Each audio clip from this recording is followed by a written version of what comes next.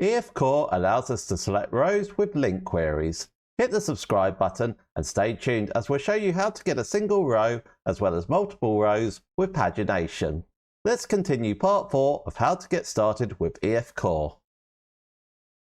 Before we get started, we're going to insert some products from the endpoint that we created in the last part. So we're going to add a computer, a laptop, a keyboard, a mouse, and a USB stick. With them added, we can now go ahead and create our select queries. First, we want to create a model that's going to store the properties for our product. So in the efcore.application project, we go into models and add a new item. I'm going to call it getProduct. Mark it as public and remove the using statements. Now in this instance, we just want to use the same product properties that are in the entity. So we go into the product entity and we just copy and paste them into the getProduct class. Next, we're going to create the method that will query a product based on the ID. So we go into the iProduct service and we add a new implementation. It's going to be a type of task with getProduct, which is the model that we just created. I'm going to name it getAsync, passing in the ID as a parameter. We then need to implement that method into our product service. It's going to be public async, returns a task of getProduct. And if we go back into the iProduct service, we're just going to copy the method name and the parameter. Now in order to get the product, we declare it in a local variable and we get our DB context and we get the DB set of products and we can call first or default async, passing in the ID parameter as the query. We're going to do a null check, so if the product is null, we just return null as the return. And if we do have a product, we're going to return a new instance of the getProduct model. So we pass in the ID, we do the same for the name as well, do the same for the description and the price. We now want to create a web API endpoint for that method. So in our web API project, we go into product controller, we're expecting a HTTP GET request, passing in the ID parameter. Then we mark it as public async, expecting a task of iActionResult as the return type. I'm going to call it getAsync, passing in the ID as the parameter.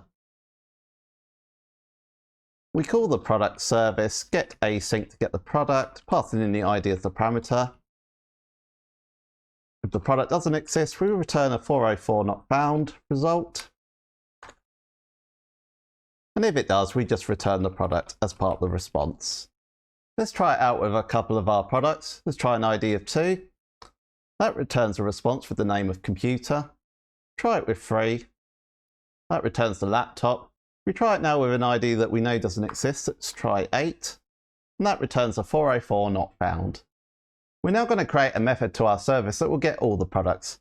So going into the efcore.application project and iProduct service, we're going to create a new implementation. It's going to be a type of task with a list of getProduct. I'm going to call it getAllAsync and it's going to be parameterless. We then implement it into the product service. So if we go back into the iProduct service, we're just going to copy it and paste the implementation. And here we're just going to return, we're going to call the DB context. I'm going to call the products DB set. We're going to call the select and we're going to create a new getProduct model for each of the products that we're returning. So once again, we'll add all the ID, the name, the description, and the price into there. And then to return it as a list, we just call toListAsync. We want to set up another web API endpoint that will get all the products. So in our web API project, we go into product controller and we'll do that. We're expecting a HTTP GET request. Once again, we'll mark it as public async, expecting a task by action result return type, and we're going to call it getAllAsync. And we return an OK response and we call the product service and the get all async method. When we run the method, we're getting all the products. Quite often with listers, you only want to return a certain number of items per page. This is good for pagination. And we're going to set one up. We're going to create a new model. And we're going to call it paginated results. Mark it as public and remove the using statements. I'm going to set up some read-only properties. So first of all, we want to create a generic type, which we're going to call tModel. And then we're going to create a new list of tModel. So the tModel will be the return type that we're returning as part of the listing. We're going to call it results. And as I said, it's only going to be a read-only. We also want to return the total results count. I'm going to do the same for the page as well. I'm going to call it total page count. Now, because these are read-only, we need to pass in the values for it as part of the constructor. So we're going to create a new constructor. We're going to pass in the results as one of the parameters.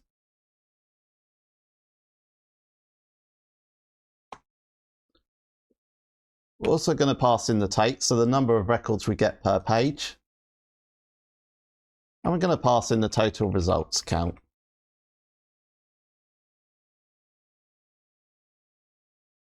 So we're going to set the parameters as part of the properties. So we do that for the results and the total results count. And now we can work out the total page count. So in order to do that, first of all, we need to see if either the total results count is 0 or the take is 0. If it is, we don't want to be doing any division. So we're just going to return the total pages count as 0 and return it. If we try to divide by 0, we're going to get an error. And the calculation to get the total page count, we call the math.clin method. We need to declare the decimal total results count divided by the take, and that will get us the total page count. We now want to set up a method for our paginated results. So in the efcore.application project, we go back into the iProduct service and set up a new implementation. It's going to be a paginated results type, passing in the get product model. I'm going to call it get all async again, but we're going to pass in some parameters. We're going to pass in the number of products to skip and the number of products that we're going to return, so the take. We then need to implement that method into our product service. So we're going to mark it as public async. We'll go back into the iProduct service and copy and paste this method.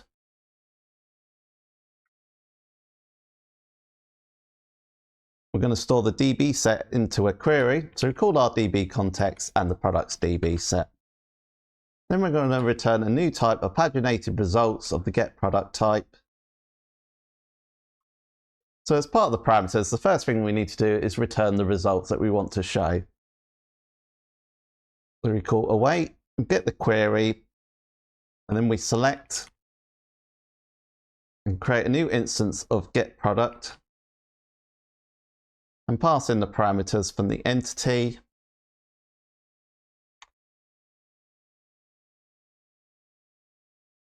And we're going to skip whatever we've added into the parameter. I'm going to do the same with the take as well.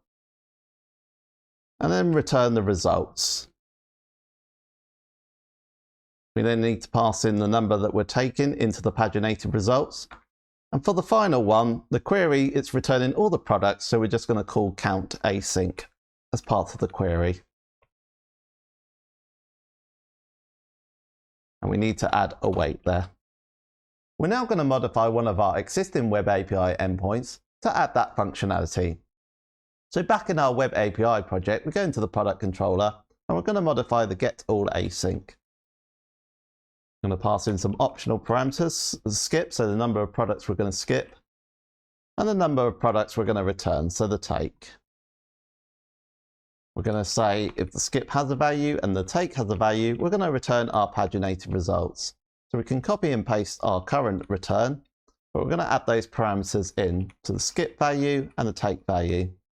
And this will return our paginated results. So we're going to add the skip as 0 and the take is 2. So we're returning 2 results per page. We've got 5 results in the database, and that's calculated that we've got a total page count of 3. We change the skip to 2. It gets the next 2 products and adds it to the results.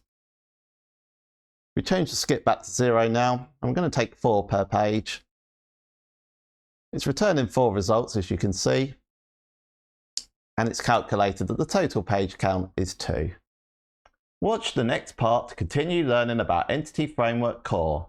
And if you want to watch any video in our Get Started with EF Core course, check out the playlist at roundthecode.com/EF course. There is also a link for it in the YouTube video description.